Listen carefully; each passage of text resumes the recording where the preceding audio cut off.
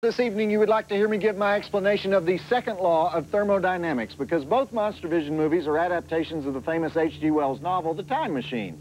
The first feature is the classic Oscar-winning Time Machine, starring Rod Taylor. After that, we have the funkier version, the one with Malcolm McDowell and Mary Steenburgen, Time After Time. But in both cases, we're dealing with a fourth dimension paradox. Namely, if you get forward in time and get killed, then how did you go forward in the first place? Because you never existed at the point where you started. And if you go backward in time and kill your grandfather, then how are you ever born?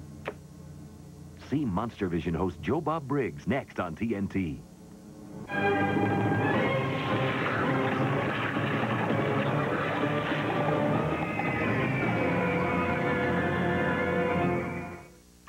All right, put on that rubber Bullwinkle life vest. It's time for the annual Joe Bob Briggs Summer Vacation Guide. And actually, before we start, I should mention that this is H.G. Wells night with not one, but two movies based on his classic novel, The Time Machine. First, The Time Machine, where Rod Taylor takes a little vacation on New Year's Eve, 1899, and goes 800,000 years into the future. And then Time After Time, where H.G. Wells chases Jack the Ripper in 1979 San Francisco. Okay, it's Memorial Day weekend, time to start planning your summer. Our first vacation destination is the General Elmo Randolph Lincoln Reservoir and Dam. This out-of-the-way fun spot just off State Route 22 south of Selma, Alabama is maintained by District 13, U.S. Army Corps of Engineers for your boating and swimming pleasure. But plan to stay an extra day or two for side trips to the vulcanized zinc pottery factory in Gastonburg and, of course, the ruins of Old Junius. Now, the ruins date from May 23rd, 1957, which was the day the Corps first released water from the dam and forgot that Junius, an 87-year-old mule skinner, was still sleeping in his prefab fishing shack located in a part of the floodplain they just forgot to mark on the map. So pay the $2 extra. I would recommend this for the glass-bottom boat ride, and look closely at the famous mystery window of Old Junius. Is that an eyeball or just a finger? Families have been arguing about it for years. Our second vacation spot is the long and slippery water amusement park. Now, you know that long stretch between Salina, Kansas and Lincoln, Nebraska? Right in here, the one where the kids always play the Let's Scare Daddy game? Well, you don't have to worry about that anymore. Just veer off right here on US 136, head over to Red Cloud, Nebraska, turn right at the Bo Diddley Pioneer Museum, and say to anybody on the street, "We're looking for Long and Slippery." And they'll take you to the world's most disgusting mudslide, courtesy of the Webster County Irrigation District, which opened for business in 1983 with the slogan, "We'll Tucker the Little Suckers Out." Parents can stay next door at the Dirt Plaza, watch any cable movie free that has the word hookers in the title. And then my final suggestion would be, now this is only for your serious vacationers, but this is canoeing the Tiddaluk. Pack an extra thermos for this one. First, what you do is you head 400 miles north of Fairbanks, Alaska, up in this direction here. Take a left at Dead Horse. If you get all the way over here to the Beaufort Sea, you've gone too far. Ask for a guide named Nunchuck at the last liquor store on the Trans-Alaska Pipeline and tell him you're ready to shoot the Tiddaluk. Also say the following words: Joe Bob expects his. Don't worry what those words mean. It just means that you'll get the real Eskimo treatment. Okay, next week, Dude Ranches. And speaking of traveling, Rod Taylor is about to ride his little Santa Claus sled to the year 802,701, give or take, where a bunch of Aryan zombies are being bred for lunch by the ugly pus monsters who live underground, and nobody at home in 1900 will believe him, including his friends Mr. French from Family Affair and Wilbur from Mr. Ed, or as Mr. Ed used to call him, Wilbur. Let's do the drive-in totals and get it started. We have 6 dead bodies, no breast, cigar transport, Victorian scientist transport, millennial reveling, A-bomb stock footage, spontaneous lava flow, whitewater body surfing, talking bracelets, kung fu, Morlock foo. Those of you who have seen the movie, you know what that is. I give it about 3 stars. Check it out. And don't forget, after this, Jack the Ripper rides the sled again in Time After Time. Okay, roll it. Also starring Yvette Mimieux as a futuristic bimbo with a permanent wave. Is she a zombie, or did she just grow up in the 50s? You decide. Joe Bob, I saw this movie in 1984, and it had a girl in it, and she's sitting by this tree, What movie was that? People, we have got to have more information than that when you're submitting something for the Find That Flick contest. Now, normally, if you give me a plot description, I will know the title of the movie you're trying to remember. But if I can't answer it, hundreds of my fellow drive-in mutants can, because I got fans that watch 32 movies a day. They never leave their apartments. So to find out how to play and all the free junk you can win, visit the Monstervision website at tnt.turner.com/Monstervision and look for the Find That Flick contest. Joe Bob, I saw this movie with a talking bear in it and Morgan Fairchild naked. See, that's a description I can work with. Visit the Monstervision website at tnt.turner.com/Monstervision. That H.G. Wells was a long-winded SOB, wasn't he? These things are always so talky at the beginning. And he wastes a perfectly good cigar. How could Sebastian Cabot let that happen? No wonder he's so dang cranky. Am I the only one who thinks he seems a little irritable in this movie? And not only does Rod Taylor break the cigar in 3 parts, he sends it off into the future where 90% of the places you go don't allow smoking. Yeah. Which reminds me, the cigar doesn't have the ability to pull the little lever back to turn the little time machine off, so where does the cigar stop? Does it just go on into the future forever? What if the universe expands or contracts, or whatever Einstein said it's going to do, and the space doesn't exist anymore? Does the cigar crash into something? Or is H.G. Wells, who wrote the novel this is based on, postulating that time is infinite? And more importantly, why did Rod Taylor just put on a smoking jacket? Is he going to take another time machine and go find the cigar? All right, well, let's find out when we roll the film. And by the way, did you guys recognize Wilbur? He's the sensitive, red-headed guy, Philby, played by Alan Young. Best known these days as the voice of Scrooge McDuck. Does a lot of the same cartoons that Mark Hamill does. 2 of them are probably having lunch right now. Well, they're kind of late for lunch, I guess, but I bet they know each other, and you guys don't care, do you? As I was saying, a cigar propelled infinitely through time becomes not just a cigar, but a transcendental object with some degree of immortality. Unless you smoke it, of course, then it's trash. Rusty the Mail Girl here, inviting you to visit our Monstervision website. This is the place to get the scoop on zombies, ghouls, road warriors, or whatever happens to be the late-breaking story on this week's show. Check out our Playmate of the Week, or try your luck at the Monstervision Caption Contest and win a free T-shirt. Or visit Joe Bob's mailbag page where you can see your favorite fan mail of the week. To find us on the internet, go to tnt.turner.com/Monstervision. I'll be waiting. Visit the Monstervision website at tnt.turner.com/Monstervision. Okay, believe it or not, those were Oscar-winning special effects. Pretty impressive, aren't they? Remember, this movie was made in 1960 when time-lapse photography of flowers blooming was considered revolutionary. Or maybe there just wasn't a lot of competition that year. So anyhow, I thought this would be a good time to demonstrate how scientists today think time travel could be possible. And to help me out, because it's a holiday weekend and there's no mail this weekend, is the relaxed and rusted Rusty, the TNT mail girl. And, oh, I see Regal Lanes was open. That's good. No, actually they weren't, and Billy says you owe him a 6-pack. Well, tell him I'll buy it with the 200 pesos he still owes me from the last poker night. Here, grab it into this. Okay. All right, this sheet represents space-time. Now, don't ask me exactly what space-time is. Let's just say that when you put space and time together, you get space-time. So, you see a couple of tennis balls there? Yes. All right, grab those. Now, roll one of those tennis balls on this space-time. Okay. Okay. Now, see what it does? See how the ball distorts the sheet when it rolls to the center? That represents matter distorting space-time. Now, roll the other ball on there. Okay, see? The other ball is dragged toward the first ball because the first ball distorted the space-time. Now, take out the tennis balls and put the bowling ball on there. I don't think I can hold the sheet and put a bowling ball on it. All right, I'll do it. All right. So, now we have, all right, hold tight. Now, watch how the bowling ball distorts the space-time. Ready? Hold tight. Yeah. Okay, see, it rolls right to the center of space-time. Sorry. No, that was supposed to happen, just not in that particular way. But do you know what that is? A hole? A black hole? Yes, it's a black hole, exactly. And if you look at it from the other side, what is it? It's a white hole.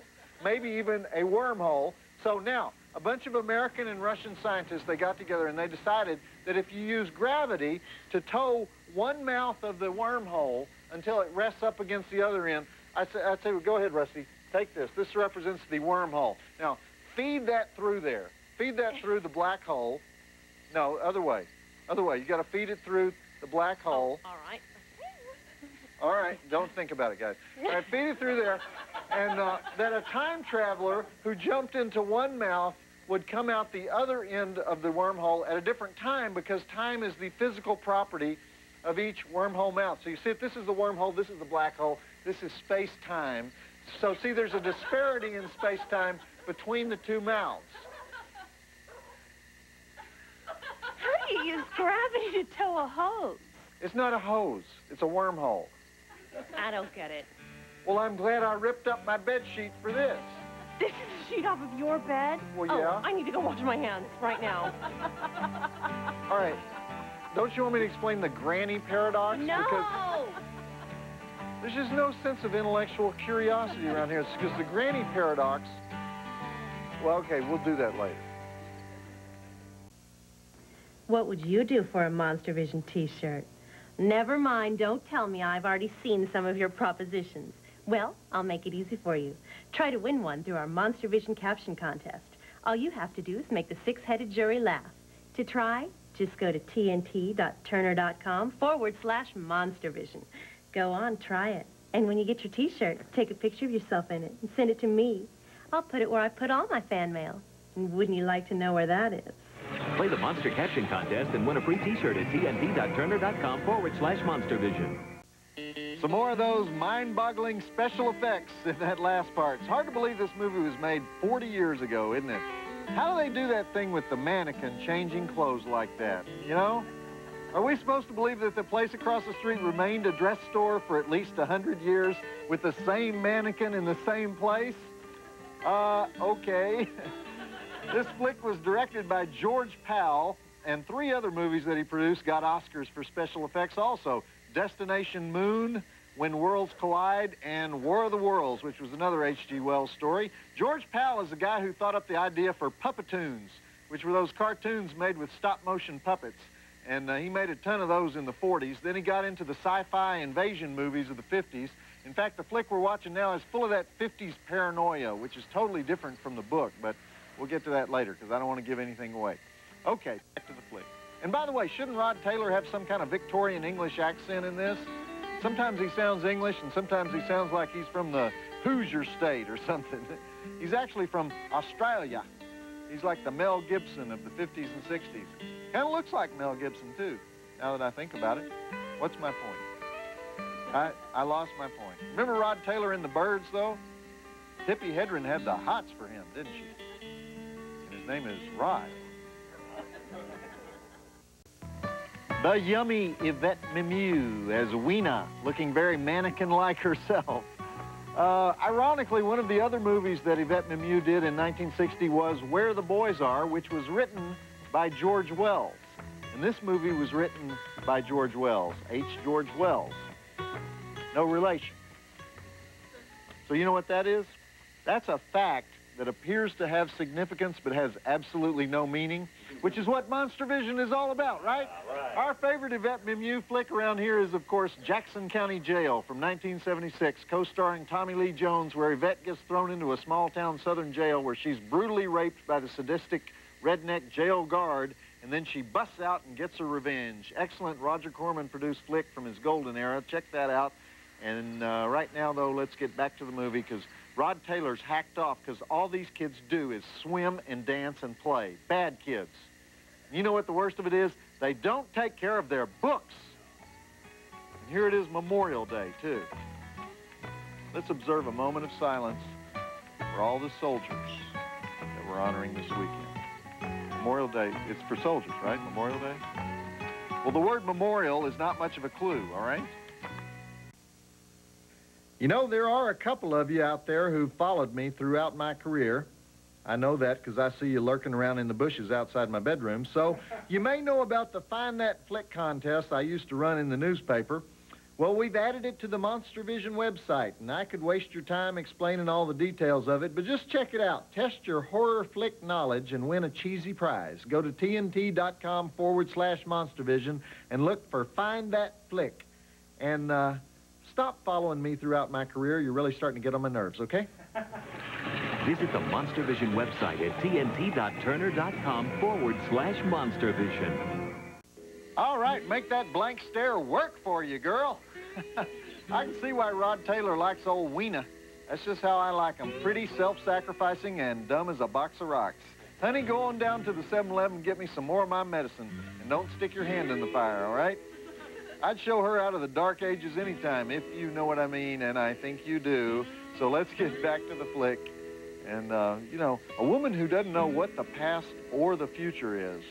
Think about that. Because she'll never say, what girls were you with before me? Did you love her? And she'll also never say, I want to talk about our future. It's just like, would you like to have a picnic? Where is Yvette? She's still around, right? Hey, you know what? We want to give you some free junk we have laying around here. Do you realize just what links people will go to get free junk?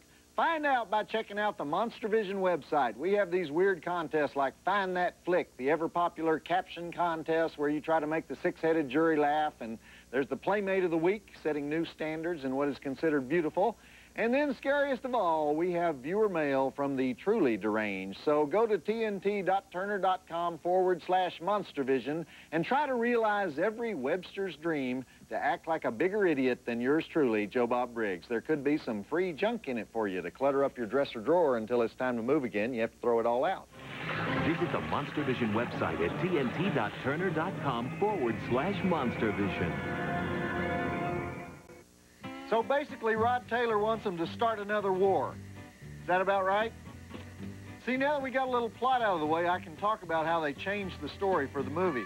The first thing you have to remember is that H.G. Wells was writing in the 1890s about a generation after Dickens, and he was a socialist sympathizer because all around him he saw the working classes being exploited and starving and working long hours, living in terrible housing conditions. Meanwhile, the rich industrialists and the people of leisure were living large. So H.G. Wells wrote this as a satire where the Eloi are the descendants of the leisured classes who have become these brainless zombies who die young, and we'll see why in a minute. And the Morlocks are the descendants of the working classes who were driven into underground factories but who now prey on the Eloi at night. But when they made the movie in 1960, they updated it, right? They dropped the whole class thing. They said that people choose whether to go underground or above ground, and they put all that war stuff into it. So, see, this was at the peak of the Cold War, right after the Cuban Missile Crisis, right after the McCarthy era, when all the sci-fi flicks were about, like, invasions of giant red ants and stuff, you know, representing the commies. And, of course, in this flick, the attacks in the near future come from atomic satellites, or Sputniks. And the Eloi are like the rebellious youth of the era, you know? So, hedonists that need to be whipped into shape to defend their country. And the women, represented also by the mannequin and the housekeeper, are supposed to dress nice and get dinner on the table. So the feminists hate this flick almost as much as the liberals do. And I'm ruining the movie again, aren't I? All right, I'll shut up. Go. Oh, and you know what else makes them mad? In the book, the Sphinx is white. But in the movie, the Sphinx is brown. People write whole academic papers on that one. We have one in the file. I read it. It came out a few years ago in the Quarterly of the Salisbury State University. Not to be confused with the Salisbury Steak University. They don't write a lot of papers there, but... Think you're funnier than Joe Bob? Who isn't, right? But can you prove it? Then enter the Monstervision Caption Contest and try to make the six-headed jury laugh. And no, I'm not one of the heads. What do you win if you slay them with your caption? How about this incredibly collectible T-shirt? To play, go to TNT.Turner.com/Monstervision and look for the Caption Contest link. And may the best man, woman, or mutant win. Everyone's eligible. Oh, except Joe Bob. We've heard enough from him, don't you think? Play the Monster Caption Contest and win a free T-shirt at TNT.Turner.com/Monstervision. That part always gets to me, you know. I just feel like the proud papa when the Eloi kid with the bowl haircut makes his first fist and kills the Morlock, don't you? All they needed was for Rod Taylor to hand him a cherry lifesaver, and I would have been a goner. That big Morlock fistfight looked pretty lame, though. But I like the guy in the fire suit. I always like a good fire suit scene. Always comes down to cannibalism, doesn't it, in these movies? They were eating the Eloi. Soylent Green is people! Soylent Green. Oh, sorry. Carried away. Wrong movie. All right, Soylent Green. You know Soylent Green. All right, time for the exciting, not-by-the-book conclusion to The Time Machine. Roll it. Here comes the scene that really annoys the feminists because a male Eloi saves George. And now George and Weena talk about, well, a balsam hair care products. You're not going to believe it. You'll see. Everything tied up very nicely there at the end. A very English ending, wasn't it? He has all the time in the world. Did you guys notice that scene the feminists hate? It's the one where all Weena wants to talk about his hairstyles, and Rod Taylor calls his housekeeper old and useless. That really makes their blood boil. In the book, H.G. Wells has a manservant, and Weena dies. And then he goes 30 million years into the future where man is a little football-sized thing hopping around like a turtle with a couple of feet missing. It's pretty bleak in the book, but actually I would have liked to see that. Anyway, I want to let you know that next week we have Bridget Fonda in a mini dress running around killing people in Point of No Return, and the early Oliver Stone flick, The Hand, where Michael Caine's severed limb runs around killing people. Well, it doesn't run around, it crawls around, fingers around. Okay, I'm Joe Bob Briggs, and speaking of kinky, what if you fell in love with a guy, slept with him, and then found out he was H.G. Wells and he traveled to your apartment in a time machine? Sure, we've seen the story before, but have we seen it with Malcolm McDowell wearing a tweed suit the entire movie? I think not. Of course, you know what I'm talking about. Time after time, the story of what would happen if Jack the Ripper escaped the London police by jumping into his friend H.G. Wells' time machine and zapping himself to modern-day San Francisco, where one more serial killer is no big deal. Sounds like a comedy, right? But it's not exactly. This is actually one of the strangest movies ever made, which is why I kind of like it. It came out in 1979, and it's built a little bit of a cult audience. And I don't want to tell you a lot more about it, except to say it's very well written. It's written and directed by Nicholas Meyer, who did the same kind of movie when he made The 7% Solution, the one where Sigmund Freud meets Sherlock Holmes. And he also did Star Trek II, The Wrath of Khan, which we showed here a few weeks ago. Gone! Gone! What? Why do I do that? I blew out all my vocal cords doing that last time when we had the movie on. And Nicholas Meyer also wrote Fatal Attraction. So anyhow, let's take a look at those drive-in totals. We have 5 dead bodies, cheesy time travel effects, pedestrian flipping, neck slashing, 1 motor vehicle chase.